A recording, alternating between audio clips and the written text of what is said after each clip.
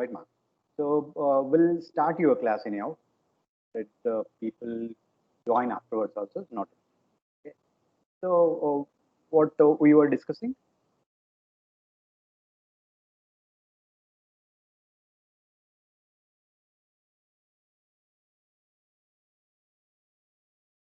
So till this point, I mean, yesterday class we were talking about algorithms. Can anybody tell me what is an algorithm? It is a step-by-step process. Yeah, it's a step-by-step, concise process to solve a given problem. So, see, for this is also kind of a pseudo code. You can tell that way. Okay, it's kind of a pseudo code. You're given a problem. You're trying to uh, give a solution to your problem in the form of the code that is understood by a normal people basically. I mean, not programmers or computer science. That's why it's called pseudocode. Anybody see an algorithm, right? He will be in a position to understand what he's trying to tell you. Getting there is so many ways that you can write an algorithm.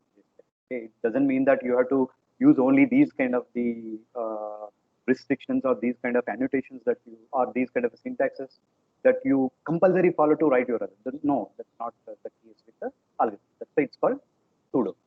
Okay. So generally, okay, even when you go to data structures, okay, advanced data structures, okay, AAD, algorithm analysis and design, right? So these three kind of the subjects, actually these two are same subjects. This is a very big topic of CSE. That's why they divided into data structures and advanced data structures. You guys will study data structures in your next sem, advanced data structures in a third sem, right? Okay. So these are very important. Okay. I mean, all concepts mostly related to computer science are too important. Okay. So what I'm trying to tell you is that these fellows, okay, these data structures, okay, advanced data structures, all these things, okay, they they were used, okay. This is the kind of see how to understand these things. Data structure. This is a kind of a structure, okay, provided to handle your data. Okay.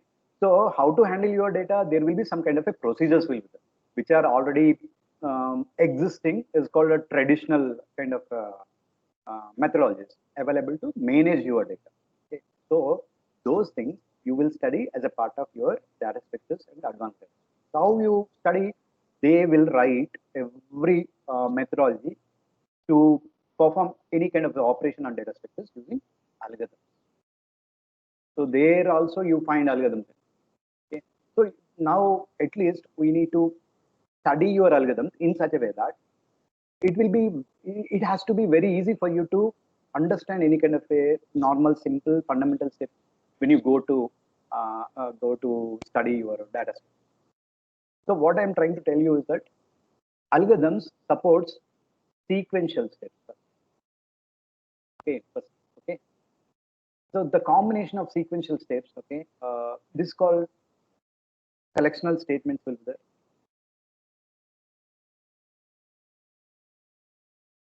In most of the algorithms, selectional statements will do with if some kind of a expression, then okay, these kind of a sequential step one, okay, sequential step two will be there. Then end if will write this. So what is this?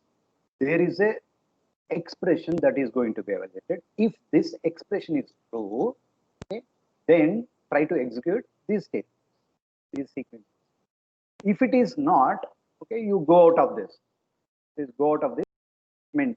Okay, then you start executing. That's why you are trying to select a subset of the statements to be evaluated. That's why these kind of the constructs are called selectional statements. Okay, so these has to be there to write your proper algorithm because your real world problems is going to be very complex. Not only these. Okay, this is an example of that. Okay? Most probably will use if only as a part of your selectional statement, but when it comes to the implementation of these algorithms and based on the kind of the algorithm language that you use, selectional statements will be there in individual languages. So that differs. We are going to study all those stuff as a part of your C language. Okay, that's what one of the. Next is iterational state. Iterational statements or loops. Okay. So what are those? There should be some kind of a construct. Okay. You need to assume these were not there. I'm telling you, these can be used inside. You can see whenever you are writing an algorithm, let us say example data structures, these are assumptions. If and if will be there compulsory. So those people who are evaluating your papers, they should know all this stuff. Otherwise, they will not be in a position to correct your paper. Right? That's how it is. Even iterational statements like for, okay, I is equal from initial to end to your statements will be there. Then end for will. So this is the end of your. So for initial value to this end value, you repeat all the statements executed. This is a repetition. These statements will be executed. Let us say for I is equal to 1, 10 is there. So 1 to 10 means 10 times these things will be get evaluated. So similar constructs of for will be there as a part of your C. These are called loop or iterational state. This is one of the examples of iterational. Okay, understand. Next, there will be a while loop. Okay, while also iterational state. While expression 2. Then you will be having so many statements. Then okay. So these are kind of the sequential executional statements which you keep as a part of your while loop. Okay, this is a kind of an expression. Whenever this expression is true, you execute this. This is almost similar to selectional state. What is the difference between a while loop and if construct, while construct and if is executed only once, only once. While is executed so many times. All these things is executed so many times till this expression is passed. But what is if? If this expression is true, execute only once and go out of this construct. While is what? You execute this statement, this statement, this statement. You come to end while, go back, test your expression again. If it is true, again execute this. That's why it is in a loop. That's why these kind of the constructs, okay, which are of these natures, right, called. Okay, so we'll use all these kind of stuff when you are trying to talk about or trying to solve your problems using algorithms. Okay, I hope you guys understand. Okay. This is a good enough. You don't have to write about the other kind of the constructs which emulates, okay, loop constructs. So anybody having any kind of a doubts in this? If you're not understood, please tell me now only. Okay. Otherwise, the flow is there, right? So if you're not understood, you will be lagging a lot as compared to the rest of other. Getting.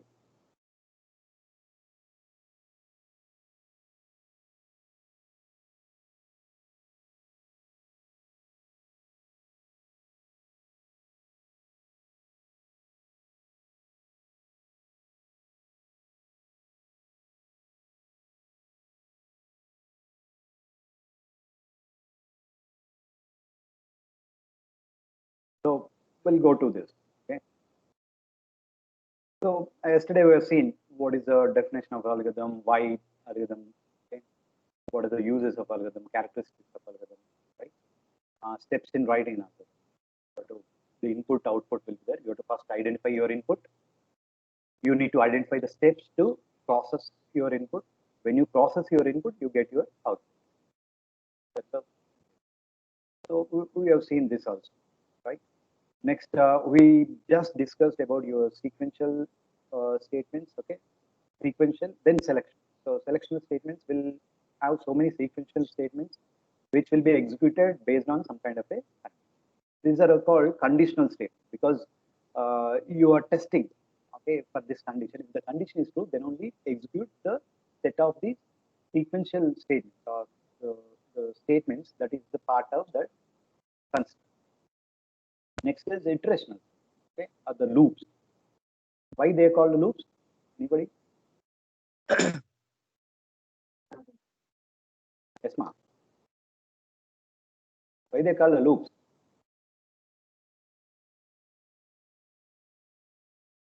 They call as a They loop. will not end.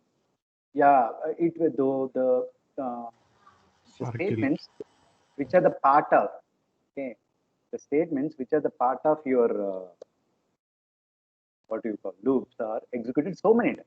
Let's say Repeated. repeated. That's good. While expression, okay, two, you will have some kind of a statement one, statement two, so many. Statement in how many I require, I'll keep those many. It doesn't mean that you keep always n or one or two. So that depends on the kind of the problem that you are solving and why. So these will get executed repeated. This will be get executed repeatedly. So when your execution will go out of, let us say, the statement will go comes here, the execution will come to here only when your expression is false. This expression has to be evaluated to false. If it is a false, it comes out. If it is true, it will go in, execute one statement at a time and go back and check it. If it is again true, it will go execute all these things and go here and check it. At this instance, if it is false, it comes out of the starting statement, starting execution statement after your while loop. Okay, that's how this is repeatedly executed. So it's called loop. Okay, you have while constructs, for constructs, do while constructs existing inside your C. Okay, there's so many other things. So we'll see what are the flavors, how the syntax of these things will be there as part of your C language. We'll study after. Okay. First of all, you need to use this kind of construct to write your algorithm to solve your problem. I hope you guys understand. Okay. Right.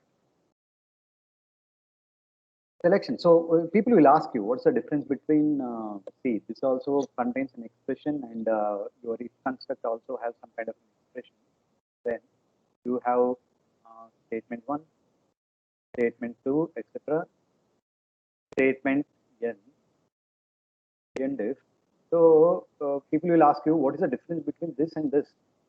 Okay, you should be in a position to tell them saying that, sir, if it is a selectional statement, whenever this is true, all these things are executed. If it is a false, it will not even your execution control will never enter into this. It will come to the next statement after your if. If it is a false, it won't enter. You come and it will go to the next first statement after your if. Okay, that's what you have to tell them. So these things will be get evaluated only once. These are evaluated repeatedly till this expression is false. Okay. So there is a chance that these things will be get executed at least one. I mean, at most once. So this is a false 0 times. If it is a true, once. So 0 or 1 time. Okay. So how you decide the if statements? What are the statements within this will be executed 0 or 1 time? 0 whenever expression is false. Once whenever expression is false. Okay. So these things that depends on this also at least minimum 0 to 0 to so many times. 0 when 0 these things will be get executed. None of these statements will get executed whenever your expression is false. Okay. But at least that depends. I mean, this expression will hold some kind of a variables. Those variables will get updated by the state. So that's why the evaluation of the value of your expression will changes always based on the kind of the statements that you write here. Okay. So those things we'll see after. Right. So that's what about your selectional statements and iteration. So here I am trying to tell you some kind of a refined algorithm for the above example. Okay. So selectional based on the selectional statement, write an algorithm to find average marks of a student. Also check whether the student has passed or failed. For a student to pass, the average mark should be less than 60. Okay. So what to do here? You can read three. Okay, 3 numbers, 3 marks.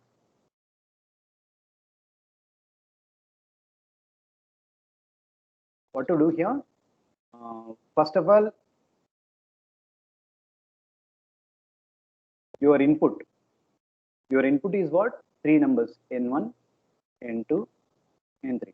Your output will be average, comma, display whether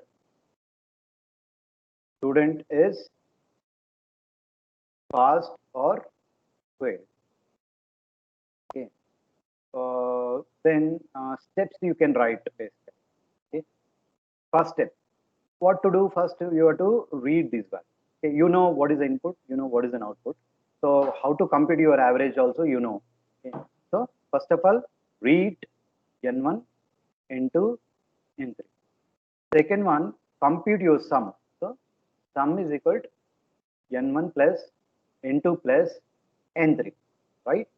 Next is what you have to do. You have to compute your average. Average is sum by 3. Next, what is asking? Is asking whether you see one of your output is done. Okay. Next is you can display it. Okay. Display average. So this will get displayed to the end user. Next, fifth one, you have to display whether the student is passed or failed. So how to do it? You have to check. Okay.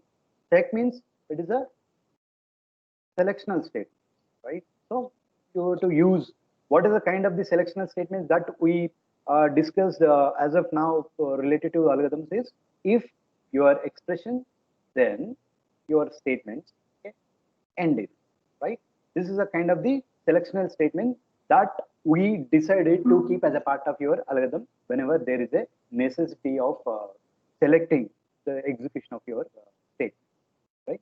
So if on what basis your question is talking about, we'll go to your question. Right? For the student to pass, average marks should not be less than 65.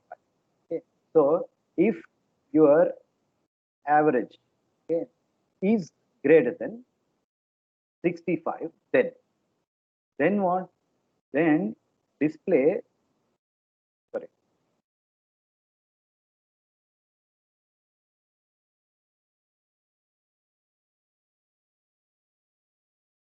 then display saying that student passed. Okay. Seventh step I'm writing here. Else, eighth one, else display saying that student failed, right? Ninth one is end if, 10th one is stop. Okay, this is how you have to write. Now what is you compare now from line 5 to 9. Okay, if, okay, this is a if statement and expression. What is an expression here? My expression is this. Okay, expression is average greater than 65. Okay, so let us assume that your N1 is 10, N2 is 40, N3 is 60. So now you compute your sum, okay, is a 110. Okay, then your average is 110 by 3. What happens? How much it is? 37 almost. Here. 36. 36 point something. So we'll keep it as a 37 because we'll give a grace marks to the student. So point something is not okay, right? 37. So these things will happen. So read means it will get these values. Sum means it will compute this. Okay, this is this, and I'll assign the value of 110 to it. Okay, then average 110 by 3. Average it comes as almost actually 36. It comes as a part of your. Would you treat your average as an integer? Okay, integer division is what 110 by 3. Okay. So next is display average. Okay, I display 36. I know that if it is less than 65 is a fail. Now this here, if expression, what is my expression? Average. What is my average? It has to be get substituted. Okay. What is its value? What its value? Actually, its value is what is value? Average value. 6. Less than 65. 36 greater than 65. Is 36 greater than 65? No. No, false. False. So this is a false. Okay. As this is a false, what happens? It will go to the else state. Okay. If this is true, you execute this. Else means you execute. You execute saying that student failed. Okay. So I forgot to tell you. Okay. There is a else construct. Okay. So this else. Okay. If it is true, you execute this statement. If it is a false, you execute the part of. So this is how you guys can write your algorithms. Basically. Is this simple or tough, mark? Simple until unless you don't know things, right? It becomes a tough. If you know things, it looks simple. That's how it is.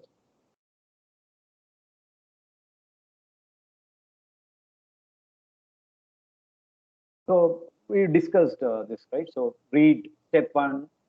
I have not written. I have written 1, 2, 3, 4. So total, average. He said the output and all that. That's not required. Basically, you check this, then display your output. Not exactly this way you have to write your algorithm. There's so many other ways to do it. Okay? So now this is what the example, whatever you're seeing is a part of, okay, is an example of selectional state, right? Now you have to discuss about your iteration. So the same kind of stuff, okay, if I write for n number of students, how to write, okay, we'll see that.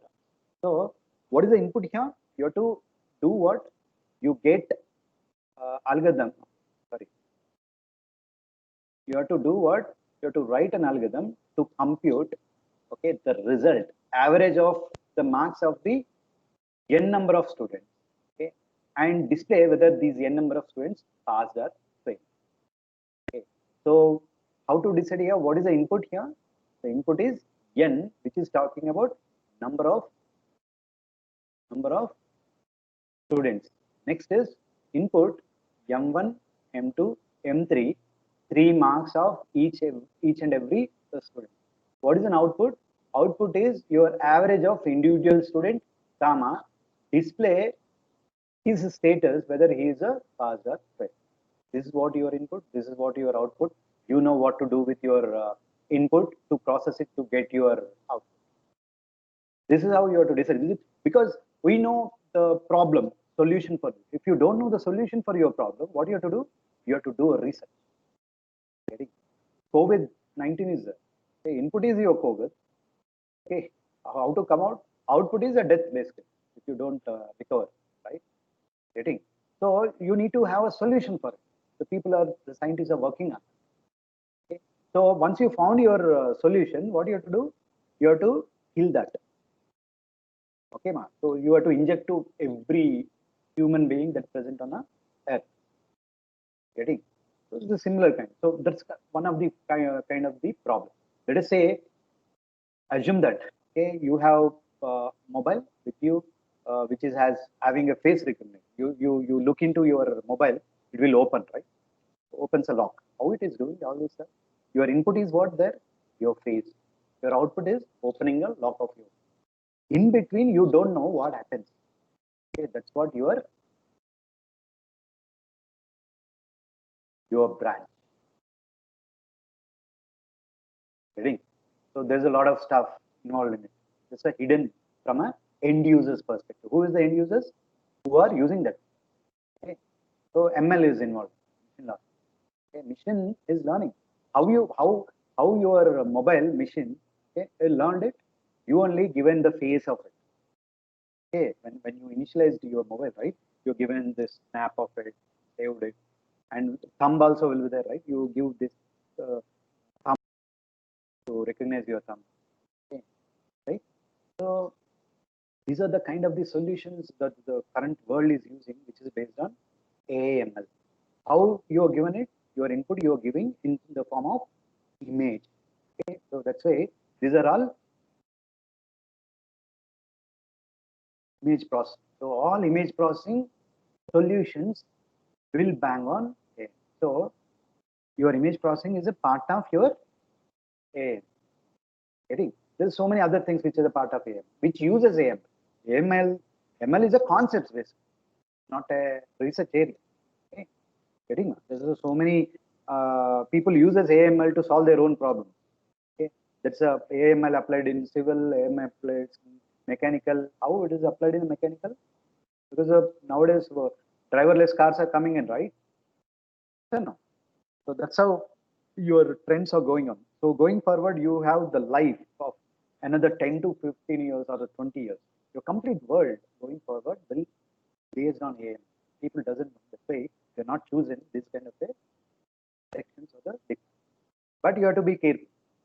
You should not be like a very generous or don't study and all. So you have to understand, oh, what is this? This is a what it is.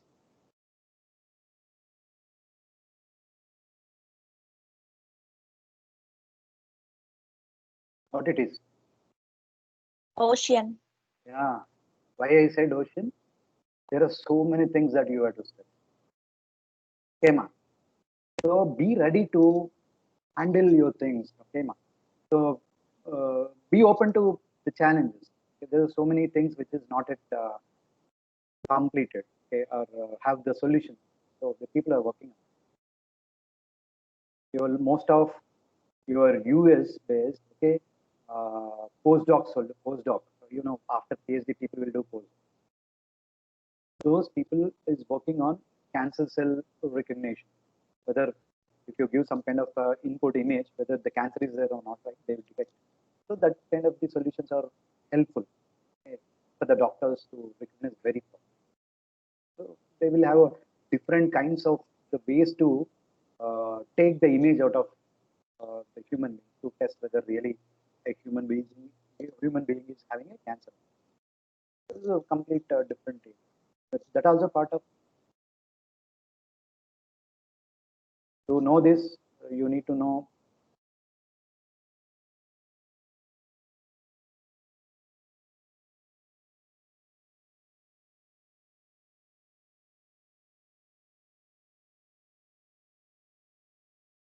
fundamentals of mass, advanced,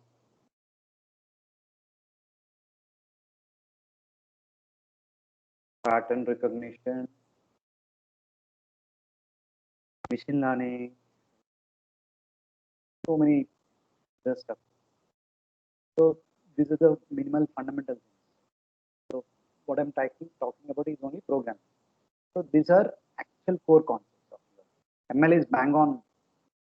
If you don't know this, don't take this. That's all. Okay. You have to be a core math candidate.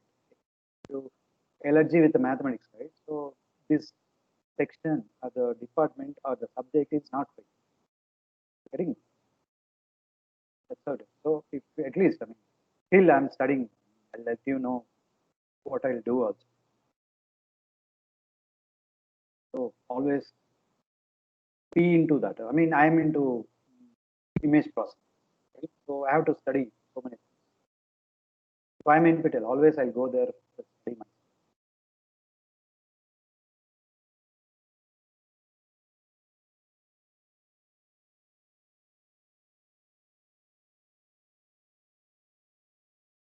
What it is? Essential mathematics for machine learning. So I completed this as a part of the progress. So what are the 8 weeks I have gone through? This is the kind of the score I got. So you have to be careful. This kind of a marks you should not get. Minimum this has to be 100 out of 100. So I mean this is one of the examples. There's so many courses generally. So these kind of interest that you have to keep it digital image processing, deep learning for the computer, okay, data science for okay, mathematics C, what it is? Mathematics 11th class. I'm studying that also. So why I'm studying this? Because I see my age is a 44, right? So I completed my 10 plus 2 in 94. Okay. So that's why I have to brush up all these things. So that's how you have to be in sync with your subjects. Okay. you don't in sync with the subjects, you don't solve your real world problem. You solve only this kind of problems, whatever we discuss. Getting me? So the input is n and your marks m1, m2, m3. I hope you guys has to take your AML serious. You got it right.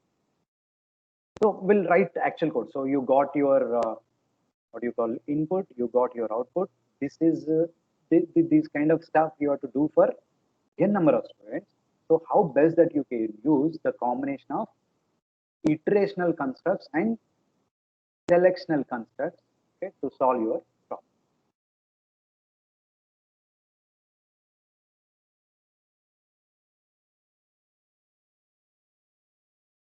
Let us start with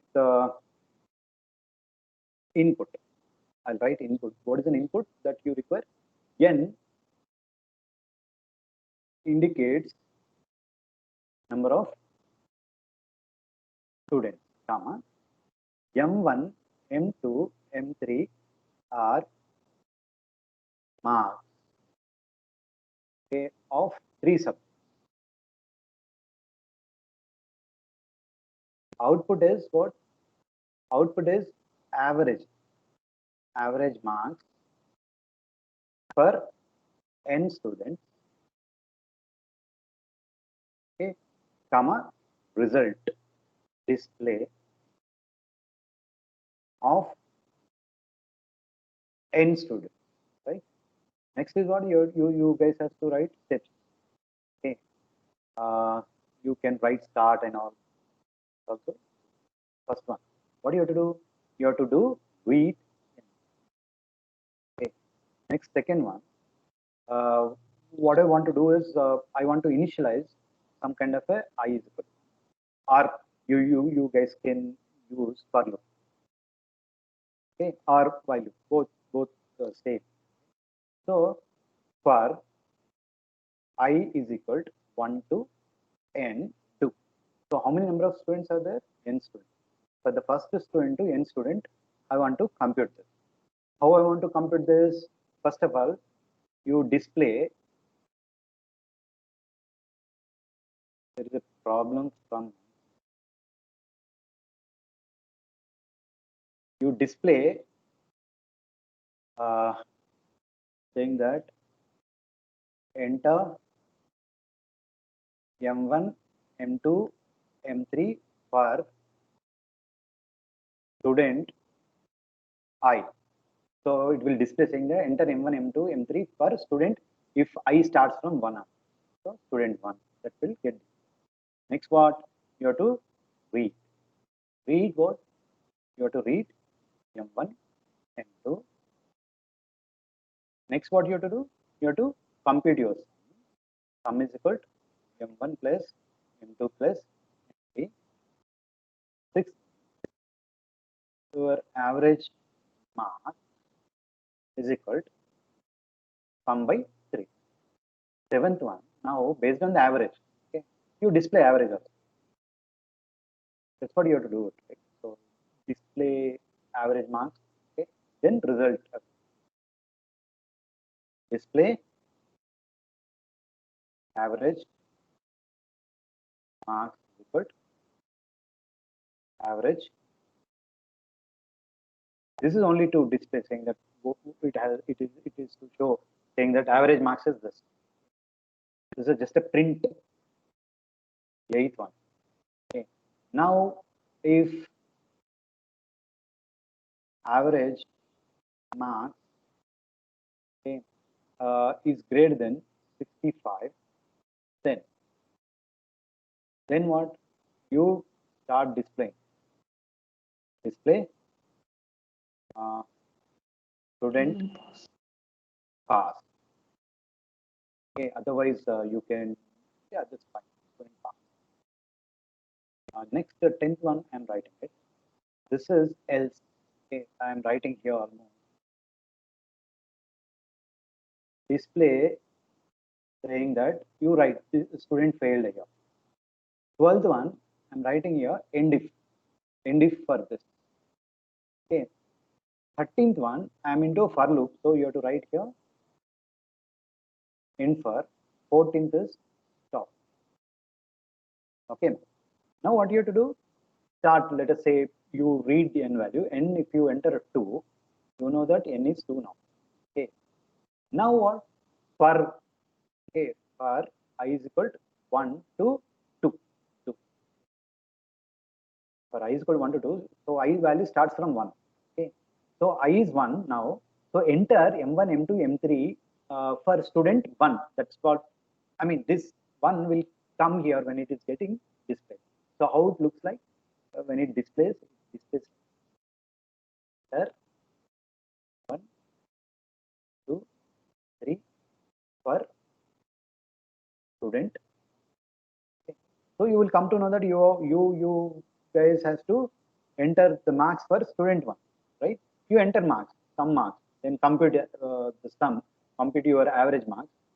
Okay, display this. So let us assume that your average mark is 77. Okay. So how it is this will get displayed? It will display saying that average underscore marks, okay, is equal to 70. This kind of statement. This statement will seventh line will get displayed. Okay. Next, it will check. Assume that I'm not given any values for this, but assume I'm 77. 77 greater than 65. This is an expression. Where is an expression? This is an expression. This has to be evaluated. 77 greater than 65. True. Whenever it's true, student pass will get displayed. Okay. Else part it will not go in. It will come to the 13 end for as this is a for loop. It knows where it is started for loop. So it comes here again. Whenever it comes, I was 1, so I will be get incremented and it becomes 2. Okay, so that is in the range of 2 only. So it is equivalent to 2. Again, it will start executing. So again, it displays saying that enter M1, M2, M3 for student 2. So it displays student. Next kind of evolution, execution. So what it will do, you guys will enter this. Assume that its values are the 63. Okay, some otherwise average marks. So average marks you are going to display again like 63, right? Then you check 63 greater than 65. This is true. No, False. false. False means it will not enter into this loop. It will go into else part. Else part and display saying that student failed. And if again it comes to 13, as this is a for loop, again it goes back. Okay, I is 2 now. I incremented to 1 by 1, 3. 3 is not in the range of this and this, so it comes out of your for loop. Where is end for? End for is here. Okay, then the next statement is stop. So stop. This is how your algorithms work. Okay. Is there any doubts in this? Yes, please. Is simple or tough? Yes, ma'am.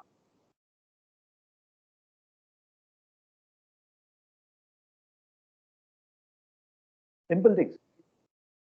See, you have to practice. That's how.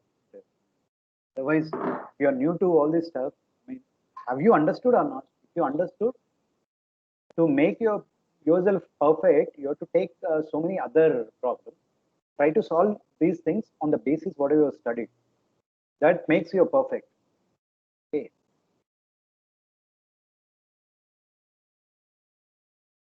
Right. Right. So this is what about your iterational state. I don't discuss whatever exactly it is there. I don't mug up and vomit in any kind of. So this is almost equivalent. Whatever you write down here, this fellow is almost equivalent. But here he used a go to. See, see, he is taken read number of students, read n. Count is taken. Okay, to count where which student you are counting. Okay. Read marks, he computed total, average you got it. He's taken some kind of an output, student passed by default. If average marks is less than 65, student failed. By default, he is assuming that student is passed. So what he's doing is updating your variable output, okay, to student fail if his average is less than 60. Then displaying his output. If it is a pass, he will display. If it is a fail, he displays. Now next is you computed all this stuff, okay, for a student 1. So he is incremented. The counter is talking about which student it is. Okay. like your I. It is almost equivalent to your I in this. Okay. So counter plus 1, which is a 2. Okay. If 2 is less than the number of students, 2 less than or equal to 2. True. Okay. 2 less than or equal to 2. In your previous program, I told you guys your n is 2, right? So assume that the number of students is 2. Now count is 2. 2 less than 2, true. Go to step 3. Here. Again, you are reading math. That's what we have done here. No. I mean, almost this and that. So there is so many ways that you can write your algorithm. That's what I'm trying to say. It doesn't mean that you write in a vague way and saying that, sir, this is what the algorithm is and all. No. It has to have a meaning whenever you trace this program. So whatever I explained, okay, by taking an example like this, right, it's called tracing. Okay, tracing, when you do a tracing of your algorithm to understand what really it is doing. Okay. So if for any kind of input, okay, if I get the proper output, right, your algorithm is proper. Understand? And every time I have to get the same kind of an output for the same similar inputs. Understand? So if it is proper that way, then your algorithm is proper. There is no point in decreasing the marks and all. Okay. This is how it works here. I hope you guys understood this. So practice these things. Okay. Next is we'll go to flowcharts. Flowcharts are similar to the way it is designated to the end user. Okay, this is a English way of doing it. Your flowcharts is explaining your problem in a graphical notation. That's what it is. A flowchart is a diagrammatical representation of an algorithm. This is good enough to make don't unmute yourself. Okay, your class is going on, right? So first of all, don't sit in mob. Okay, if you're sitting in a mob, that shows that you are not serious about your study. That's it. There's nobody is behind. This is my separate room. Okay. So you have to have a proper environment. You want to see downside also. These are my books now.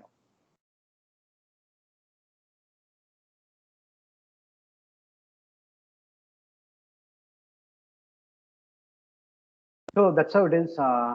I know how students be at this age. They don't listen. Those people who listen will survive. Those people who don't listen, they will not. You know, this is an experience. With the experience, I'm telling you. Okay? I'm not saying I've not done any mistakes. We have done mistakes.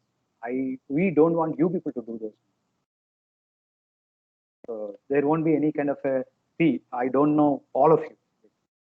So there won't be any kind of a grudges. Really. So if I scold somebody with some kind of things and all right, so don't keep all those things for you people. We are kind of a parents to you. Okay? We are the parents of the parents. You all are same as equal to my kids. That's you have to always keep.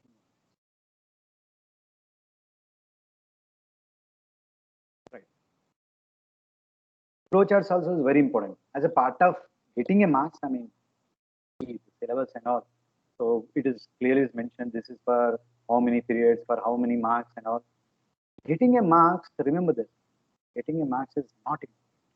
Of all, many of you got good marks in your intermediate, but how many of you have conquered JEE? Near to JEE. That shows how best you are studying, how best hard work you are doing. That maybe depends on so many other factors like your health issues and all. So please concentrate on your fundamentals to understand your subject. If you do that way, your life shines like so many people. I'll tell a lot of examples as going in art. Right. Here we are. We need to talk about this. Okay. So a flowchart is a diagrammatical representation of an algorithm. A flowchart is organization combinations of shapes, basically. what are the sequential steps that you have done, iterational statements, selectional statements, you have to symbolize those things with the help of these, notate, okay, notate those statements with the help of these symbols only. So every symbol has its own meaning. Oval is used for start symbol, start and stop. Okay, start we used to write, start stop I've written. Actually, I have to write start there also. Start stop. Understand? So this is what you are starting of your, which indicates starting of your flowchart or algorithm. Next is parallelogram is used for input and output. What is the input that you are reading? You have to mention here. What is the output that you are going to display? You have to display in this. Okay. Rectangle is used for sequential statements, execution of your statement. You have to keep it. Used for calculation processes given. This is a selectional statement. This is a decision making, right? So any kind of the condition that you want to test, right? You have to use rhombus. Okay. So these lines, okay, these arrows indicates the flow of the next step, where you want to go, from which one, and based on what. Okay. Right. This is a connector. See, if I completed my flowchart here, I want to move or next page. There is a connector, you can keep it A and all. In the next page, you start with A again. So that's what it is. You connect from one page to the other page, or one part of your flowchart to the other. That's why these circles are connectors. So remember this. What it is? This oval is for start and stop. Next is parallelogram. We use for input output of it. Okay. What is the input and output that you are going to do, okay, for your algorithm? You have to mention all the stuff in a parallelogram. Rectangle, okay, used for calculation, okay, and processing of your given. This is to emulate, okay, your kind of sequential statement and, or sorry, selectional statements and iterational. See, if it's true, do this, then go to the other statement.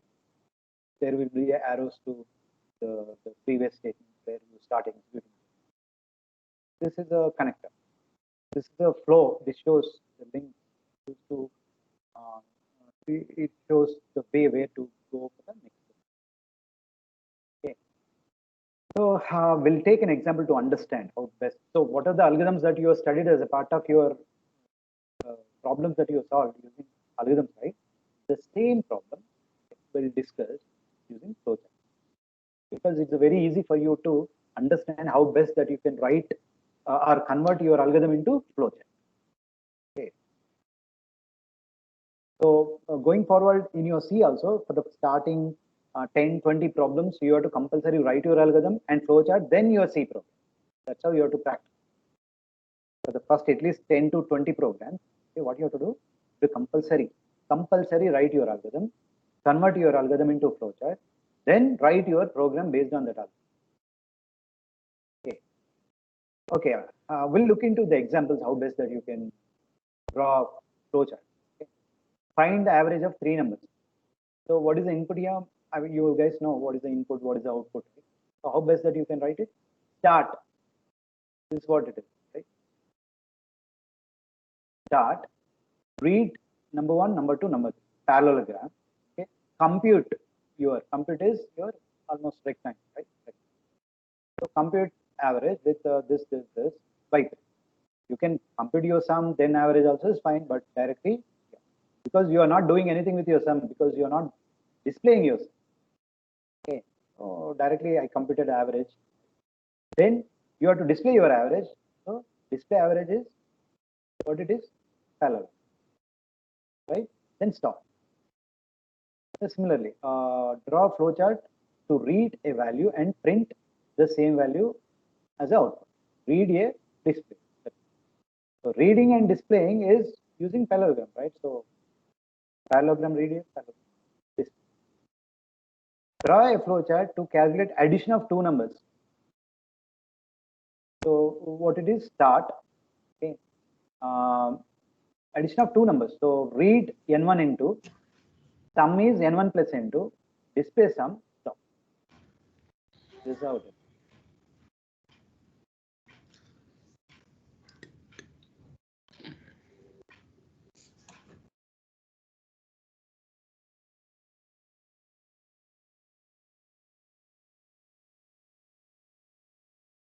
Right. Selectional kind of, I mean, the program which involves in a selection.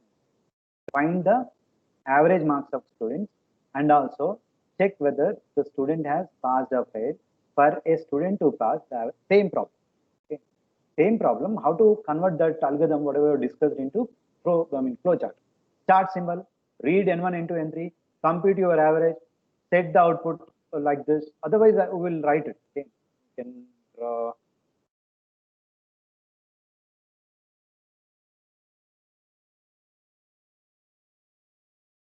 Next what? Read N1 to next is what? Compute your average. Compute your, yeah, sum is both same. N1 plus N2 plus N3 by the correct. Right? Next part, you have to display, saying that the student is display your average marks, as well as you have to check whether the student is passed or failed. Okay. So first of all, display your marks. How to display your marks? So parallel. So write display marks. This is a connector I use here, right? I use the connector here back. Next, you check whether this average marks greater than 60. If it is a greater than 65, okay, I'll do what? I'll do display saying that student pass. Okay.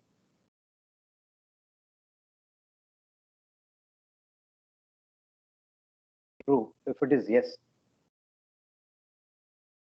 If it is no, okay, what you have to do display? You have to display saying that Student failed. student fail. You draw this stuff. Very bad in drawing.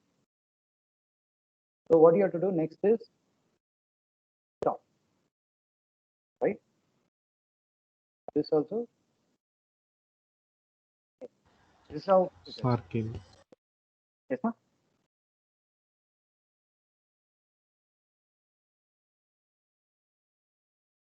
So let us see how we have displayed it. So he is checking. Okay. He's already set his output. Okay. His average is less than 65. Yes, means he's setting the output as this. Okay. If it is a no, average is not less than 65, he's directly displaying out. Both way out, same. Okay. Then stop. That also is fine. This also. Okay. So the next is iterational state. The same for n number of students, you have to do whatever you have done. So you can go through it. Okay, accept n, count one, okay, read n1, n2, n3, compute your average, set its output to passed. A connector A means next page it will go in. E is checking whether average is less than 6. If it is yes, setting output as a fail. If it is a no, directly displaying the output. Okay. Next, after this is coming here. Counter is counter plus 1. So next is counter is checking. Counter is less than or equal to n. Yes. Yes means he has to go. Actually, the connector is has to mention B. B. Then B comes here. Then he has to again do read marks, compute it. Again do repeatedly all. If a counter is not less than or equal to n, means a greater than, that shows that you computed the average marks and displaying of the things for all students, then you stop. This is how your flow charts look. It's just a graphical representation of your algorithm. For the end users, it becomes very easy to understand even using algorithm as well as. Okay. So that's what about your flow charts. Okay. Uh, there is another concept called structured program. Okay. We'll talk about this. What is the structured program? So have we done all these things or not? We'll see it again. So introduction to computers. block diagram of your computer scene, types of computers, characteristics of computers. Okay, what are the kind of the language that you are going to study? History. See, you guys has to ask a question saying that, sir, why the existence of so many languages? Yes, sir. Huh. That should be the first question. Then next, you would ask me why you guys has to study a language. Why you are studying languages? Computer science, computer languages. Anyone? To interact with computer. To understand computer. To interact with your computer to solve your real world problem. Okay. Not only interacting with your computer, you can interact with the computer with the mouse also. Okay. But to solve your real world problems, you are learning your languages. Okay. Then writing your programs to solve your real world problems very fast, okay, by your computer, not by human beings. Human beings will not do as fast or as accurate as your computer. That's what we have seen the characteristics of your computer. Okay? So that's what you have to understand. Then why so many languages? Why are you learning so many?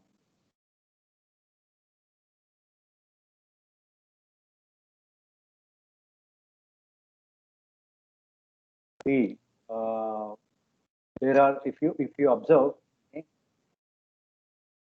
there will be so many flavors of mobiles existing, right? Why so many flavors of mobiles existing?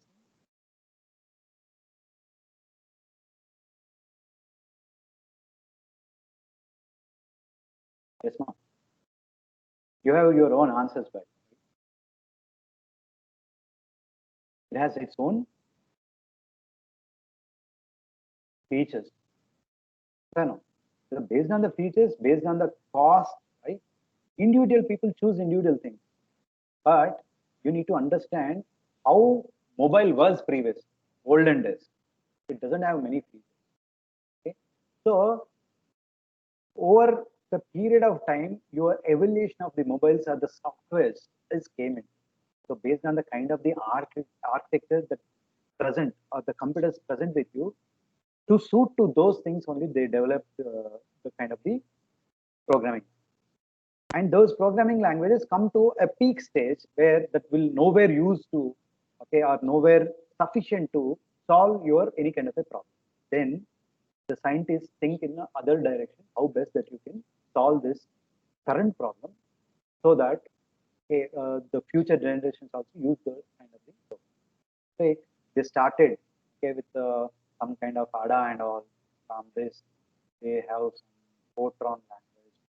Then Pascal, then they came up with C, C++. This is a new era called object-oriented programming languages.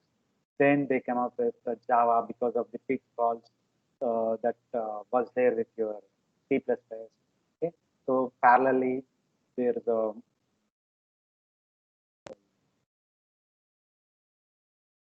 C sharp .NET .NET framework came. So this fellow both are competitors. Both concepts is almost same. Now there are so many other evolutions. Scala came into it. Now Python is booming. PHP. PHP and all those are a bit different kind of stuff. PHP, JavaScript. These are all mainly used for web development. These things, whatever we are talking about, is application. Okay, this is also used for because Java, JavaScript both are embedded. I think so. These many things are there.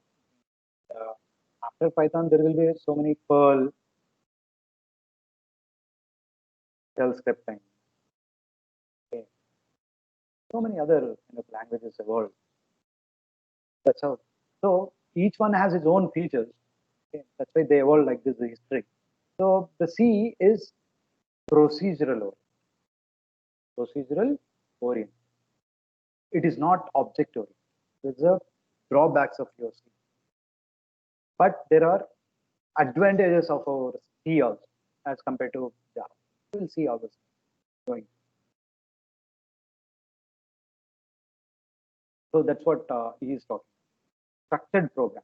Okay? The structured programming is your Pascal and the structured programming kind of the kind of the languages which support structured programming will not be in a position to solve a complex engineering problem. They're very complex and lengthy. So the management of your the files, everything becomes a very hectic file. Okay? They came up with the C++ in Java. So what do you mean by structure? Structured approach is to develop the program.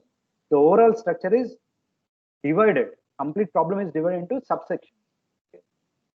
Understand? So we'll discuss all this okay, when you're going forward. You start learning. This is the end of your basics, fundamentals. Okay. So in the next class, we'll start with your overview of C. What is the basic structure of your programming? How best that you can use your environment. We use this DevCP. Okay. This is a DevCP. Okay. Just that you can use this environment. How to write your programs. How to save your programs. How to compile it. I'll tell you all this. So please DevCpp 5.11 you have to install in your PCs. Okay. So whatever I am telling on the particular day, you have to execute all your programs on that day. So how to post those programs to me using onlinejdb.com. Paste there, submit it. But you have to execute your things, okay, your programs on your own. Don't rely on, don't copy from your friends. Okay, you have to invest time, do it on your own. I'm not going to come to your houses and look whether all the 60 students are doing it or not. Okay. So it is kind of ethics that you guys have to follow that you guys are really doing on. If you don't follow ethics, what happens? You know, right? There's no point in telling all this stuff again and again. Right. That's how from my side for today. Most probably today I'll conduct your quizzes okay at 5 o'clock, not 2:30 because I have to go to college. I have some kind of other work. So even I'll inform them. Let me download your attendance.